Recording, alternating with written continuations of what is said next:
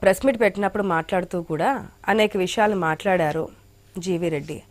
ఎవరున్నారు అంటే ఎవరిని పనిలో పెట్టుకున్నారు, ఎవరిని తీసేశారంటే అవును అందరూ గత ప్రభుత్వానికి సంబంధించినటువంటి ఎంపీ ఎమ్మెల్యే వీళ్ళకి సంబంధించినటువంటి మనుషులే. వాళ్ళ ఆయాల కింద, వాచ్మెన్ల కింద, డ్రైవర్ల కింద పనిచేసే వాళ్ళని ఈ విధంగా దీంట్లో నియమించి డబ్బులు ఇచ్చారనేది ఒక విధంగా. వెంకటేశ్వర రెడ్డి గారు చెప్తున్నది ఏంటంటే ఆ ప్రభుత్వం నియమించింది కాబట్టి, మీ ప్రభుత్వం వచ్చింది కాబట్టి తీసేస్తున్నారు. ఇది కక్ష సాధింపు కాదా? ఉన్నట్టుండి 410 మంది కుటుంబాలని రోడ్డున పడేస్తున్నారు. చిన్నా చితకా కుటుంబాల మీద ఏంటి మీకు? ఎవరైతే మెయిన్ ఉంటారో వాళ్ళని కదా మీరు ఢీకొనాల్సింది. ఎందుకు వీళ్ళ మీద మీరు మీ యొక్క ఉక్కుపాదం మోపుతున్నారనేది ఆయన యొక్క పాయింట్. మీరు ఉద్యోగాలు కల్పన చేస్తాము, సంపద సృష్టిస్తామని చెప్పింది పోయి ఇప్పుడు ఉన్న ఉద్యోగాలను తీసేస్తుంటే ఎట్లా అని చెప్పి అడుగుతున్నారు. మేడం గారు, ముందుగా మీకు ప్యానల్ ఉన్న పెద్దలకి మా వీక్షకులందరికీ నమస్కారం అండి. మీకు చిన్న ఒక ఇంట్లో ఒకటి చెప్తానండి. మా చిన్నప్పుడు ఉమ్మడి పశ్చిమ గోదావరి జిల్లాలో మాగంటి రవీంద్రనాథ్ చౌదరి గారు, అలాగే అల్లూరి బాపిరెడ్డి గారు అని పెద్ద లీడర్స్, స్టార్ లీడర్స్ గా ఉండేవారు. వాళ్ళు ఏంటంటే ఎవరికన్నా వాళ్ళ ఇంట్లో పనిచేసే వాళ్ళకి, లేకపోతే పొలాల్లో పనిచేసే వాళ్ళకి, ఇంకోటి ఎవరన్నా కొంచెం చిన్న 5వ తరగతి 7వ తరగతి చదువుకుని బాబు గారు మా వాళ్ళకి ఏదన్నా చిన్న చూడండి అంటే వాళ్ళు స్మోక్ చేసిన తర్వాత సిగరెట్ ప్యాక్ మీద చింపి వీడికి పలానా ఉద్యోగం ఉండని చెప్పాను అనేది ప్యాక్ మీద రాసి పంపించేటువంటి వాళ్ళు. అంటే నేను విన్న స్టోరీలు. అనగానే అక్కడ ఉన్నటువంటి సూపరింటెండెంట్ లో డిఎంహెచ్ఓలో లేదా ఇంకేదైతే వాళ్ళ హెడ్ మాస్టర్ ఎవరైతే వాళ్ళకి ఏదో ఒక ఉద్యోగం ఇచ్చేవాళ్ళ.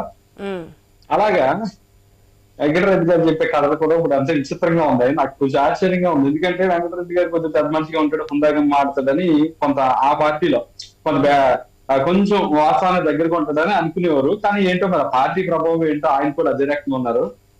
చాలా ఇప్పుడు ఒక జరుగుతున్నటువంటి పరిస్థితుల్లో పెరిగినటువంటి నిరుద్యోగిత కానీ, లేకపోతే ట్రాన్స్పరెన్సీ కానీ, ఇంకోటి కానీ ఏదైనా చేయాలంటే వీళ్ళు తీసుకొచ్చారు. ర్యాప్టాస్ ఒకరు తీసుకొచ్చారు, దాంట్లో ఇంక్లూడ్ అవ్వాలి, రిజిస్టర్ అవ్వాలి. ఏదన్నా చేయాలంటే కనుక శాలరీస్ అన్న అక్కడి నుంచి రావాలి. ఏదన్నా అవుట్ సోర్సింగ్ కానీ, కాంట్రాక్ట్ లో కానీ, పర్మనెంట్ గానీ ఒక నోటిఫికేషన్ ఉంటుంది, ఒక రాస్టర్ ఉంటుంది, ఒక రూల్ ఆఫ్ రిజర్వేషన్ ఉంటుంది, దానికి ఒక ప్రొసీజర్ ఉంటుంది. ఏమీ లేకుండా అదే నేను ఏదో ప్రభుత్వంలో పెద్దవాడిని కాబట్టి అని చెప్పానని మా ఇంట్లో పనిచేసే నౌకరీ దగ్గర నుంచి అందరికీ నేను ఎక్కడ పని చేయించుకుంటే అక్కడ శాలరీ తీసుకోమని చెప్పడం అనేది అది ఇంకా ఆయన సమర్థిస్తున్నారు చూడండి. చాలా కొంచెం ఆశ్చర్యకరంగాను బాధగానే ఉంది. ఇందాక ఆయన పాయింట్ అనేది మీరే సమాధానం చెప్పేశారు. 14 to 24 ఎంక్వైరీ అయింది. 14 to 19 మేముంటే 19 to 24 మీరుండి మేమే ఎంక్వైరీ చేసేది ఏందో మీరు అప్పుడు ఏం చేశారో మాకేం అర్థం కాదు. ఒకటి. రెండోది, చంద్రబాబు నాయుడు గారు ఇందాక కాంగ్రెస్ పెద్దలు చెప్పారు, అదేవిధంగా అనలిస్ట్ గారు కూడా చెప్పారు. ఇది మోటో ఏంటి?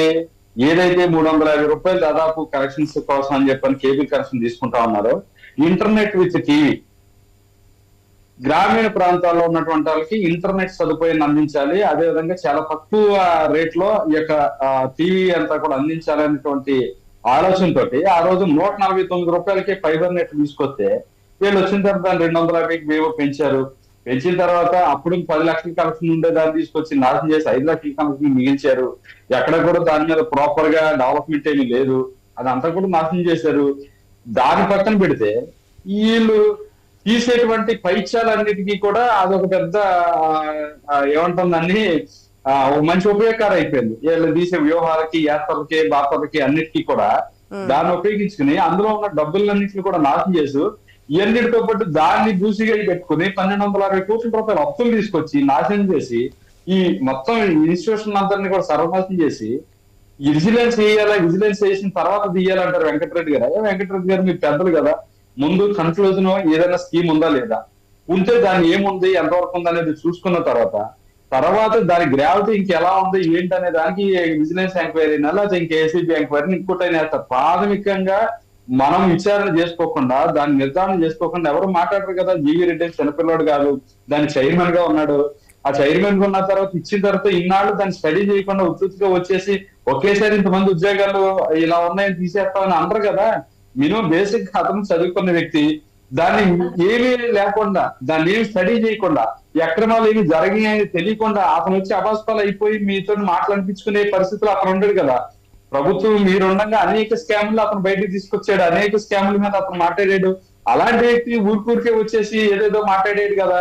మీరు ఏకాడికి 400 మంది పట్టుకొట్టారు, 550 మంది పట్టుకొట్టారని మాట్లాడుతున్నారు తప్ప ఇంత అడ్డగోలుగా చేశారు. ఈ మావాళ్ళు చేసింది తప్పు. ఫైబర్ స్కీమ్ ని ఈ యొక్క ప్రాజెక్ట్ ను ఉపయోగించుకుని మావాళ్ళు స్కీమ్ చేశారు, స్కాములు చేశారు, అప్పులు తెచ్చారు, రాష్ట్రాన్ని దివాళా తీశారు, అందుకే మమ్మల్ని ఇక్కడ ఉంచారు. మేము ఖచ్చితంగా భవిష్యత్తులో ఎలాంటి పొరపాట్లు చిన్న చిన్న వారి మీద కాదు కదా, పెద్ద ఎవరైతే ఉన్నారో పెద్ద తలకాయని పట్టుకోండి, వారి మీద యాక్షన్ తీసుకోండి అంటున్నారు.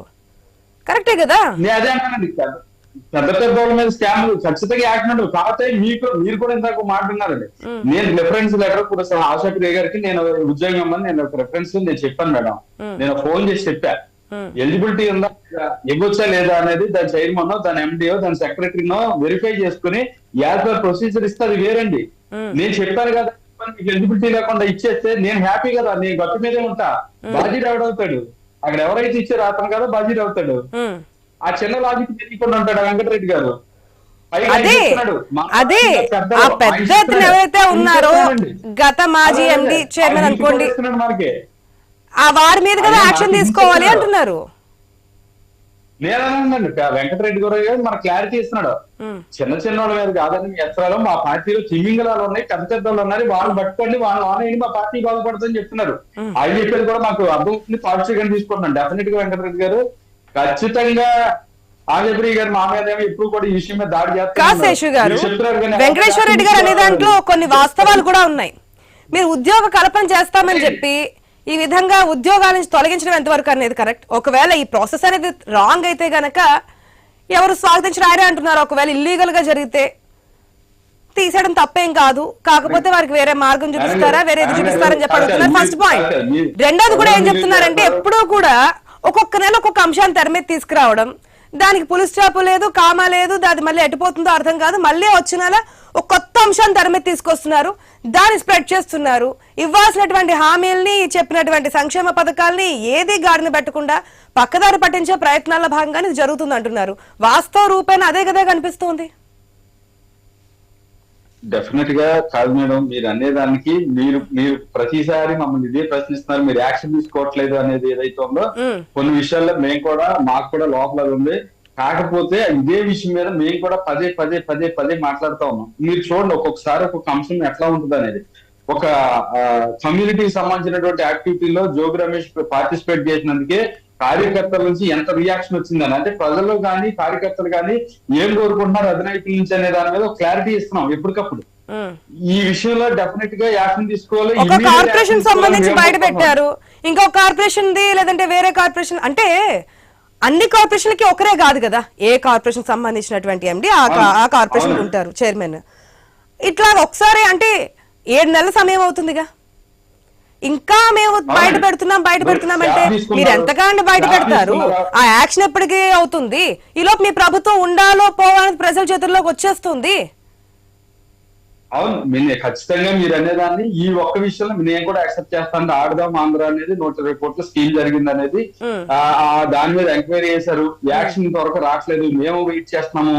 ఫైబర్ నెట్ మీద ఈ రోజు జీవీ రెడ్డి గారు సీరియస్ గా ఉన్నాడు కాబట్టి ఆయన ఇంత వర్క్ చేశాడు కాబట్టి మిగతా కార్పొరేషన్ ఏ కార్పొరేషన్ కి వెళ్ళినా అందులో అంతా కూడా గందరగోళానండి. అదే స్కిల్ డెవలప్మెంట్ తీసుకున్నా, డిజిటల్ కార్పొరేషన్ తీసుకున్నా, ఏది తీసుకున్నా కూడా ఎక్కడ ఎక్కడ చేయబెట్టినా కూడా అందులో అవినీతి అనేది తాండవం చేస్తా ఉంది, అక్రమాలు వెలుగు చూస్తా ఉన్నాయి. ఎందుకు దాని మీద స్లోగా ఉన్నారనేది మీద అందరూ ఉన్నారు. కాకపోతే ఏంటంటే మన ముఖ్యమంత్రి గారు ఉప ముఖ్యమంత్రి గారు కక్ష సాధించే చర్యలు కాదు అంటారు. మనం అడిగేది కూడా కక్ష సాధించే చర్యలు కాదు, తప్పు చేసినట్టు శిక్ష ఇద్దామంటున్నాం. మేము కూడా అదే అంటున్నాం. డెఫినెట్ గా కమింగ్ డేస్ మీరు ఇప్పుడు ఆ స్టేట్మెంట్ ఇచ్చారంటే దాని అర్థం ఏంటి? కక్ష సాధింపు చర్యలు పాల్పడకూడదు అంటే మేము మొన్న చెప్పింది అధికారంలోకి రాగానే చెప్పినటువంటి స్టేట్మెంట్స్ కక్ష సాధింపు ప్రకారం చేసేసాము, యాక్షన్ తీసుకోవడం డిలే అవుతుంది అని చెప్తున్నారా? ఒకవేళ చట్టపరంగా న్యాయపరంగా యాక్షన్ తీసుకుంటామని చెప్పి అసెంబ్లీలో ముఖ్యమంత్రి చెప్పున్నారు కదా.